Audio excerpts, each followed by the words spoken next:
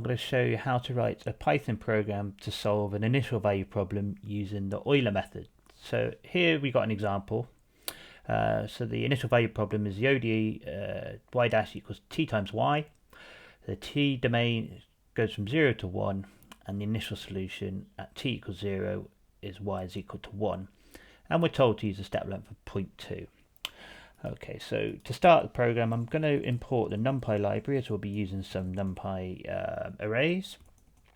And the first thing I'm going to do is define this IVP. So if I define the IVP, so we have a function. So our ODE function is f of ty. This is going to be the right hand side of our ODE, which is t times y. Okay, we also need to define the range of values that t can take, or we call this t span, so 0 to 1. The initial solution is y0 is equal to 1, and we're told to use step length, a constant step length of 0.2. So this defines our initial value problem. I'm also going to write a function for the Euler method.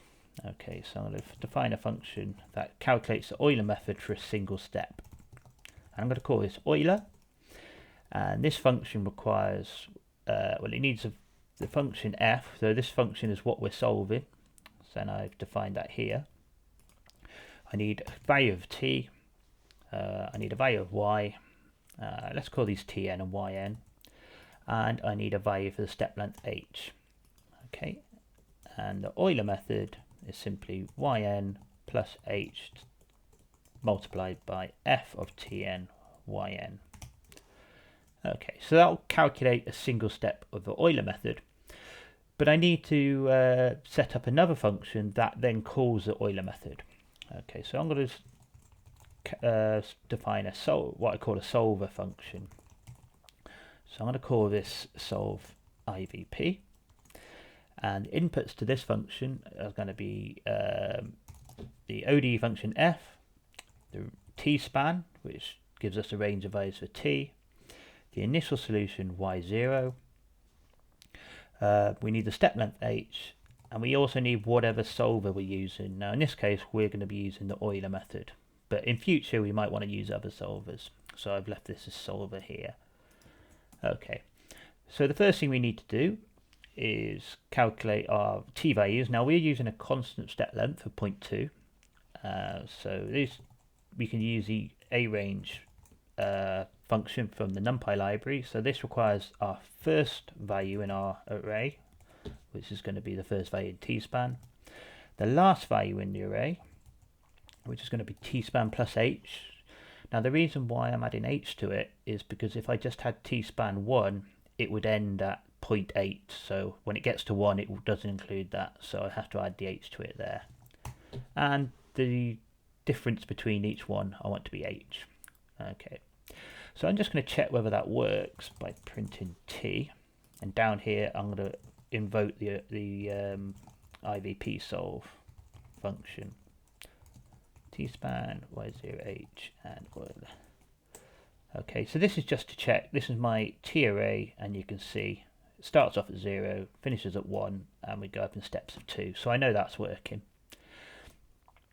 Okay, we also need a y array, and I'm going to start with all zeros, and this is going to have the same length as the t array. Okay, and we know that the first value in our y solution is going to be 1. That's given in the initial value problem, so that's going to be y0. So I'm just going to check whether that works. Okay, so here we have our initial y array with the initial solution given there, so I know that works. Now what I need to do is I need to step through each value of t. So if I go for n in range length of t minus 1, now the reason it's minus 1 is I already know the first value.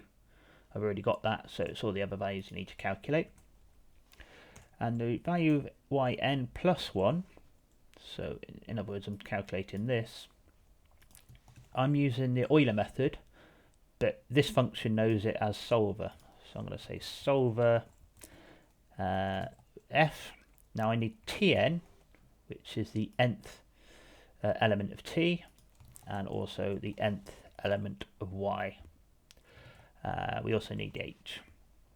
Okay, so this steps through the t array and it calculates the corresponding solution y. And at the end of that, I need to return our solution t and y. Okay, so our solve IBP function outputs t and y. So if I put that here, okay, and run that, nothing's happened. And the reason nothing's happened is I haven't actually asked it to print any solutions. So if we print the solution for y, you can see we have our Euler method solution. Now it's sometimes handy to tabulate the solution. So what I'm going to do is write a quick table of solutions. Okay, so the header of my table is going to be values of t and y. Now for now I don't know the spacing at all, so I'm just going to put t and y there. And I'm going to use a for loop to loop through each of our t and y values. So that's going to be length t. Okay, so n goes from 0 to whatever the size of t is. And then I'm going to print, and I'm using formatted output, so that hence this f here. A value for tn, I want that to say 1 decimal place, and a value for yn, and let's say I'm going to use, let's say 10 character spaces, and I'm having that to 6 decimal places. Okay, so let's see what we get. Okay, so we've got a rough table here. I can sort of pad out a few spaces, make y a center of the column, and I could also put it in like a horizontal line of hyphens just to separate. Okay, so this gives us a good idea of our values of t and our corresponding Euler method solution. It's also a good idea to plot the solutions, so what I'm going to do is import the matplotlib library, and I'm going to import the pyplot functions from matplotlib. Okay, so we're using the shorthand PLT. If we want to plot the solutions, first we need to have a figure and axes, and this is done using the subplots command. And then I could just simply plot t against y, and I'm going to have a blue line with little circles for the points. Let's put in some axis labels. Okay, so let's use some LaTeX axis labels here. So we've got t and we've got y for axis labels, and finally we just need to show the plot.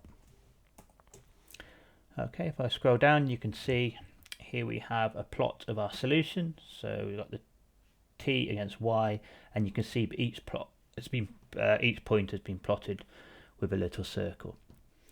Okay, so this program, this is sort of a standard way of solving initial value problems, and we could easily, as we go through the course, we're going to be introduced to other solvers, and all we need to do to use this solve IVP function for the other solvers is to write down or define a function for that solver, and then we can use the same solve IVP function here.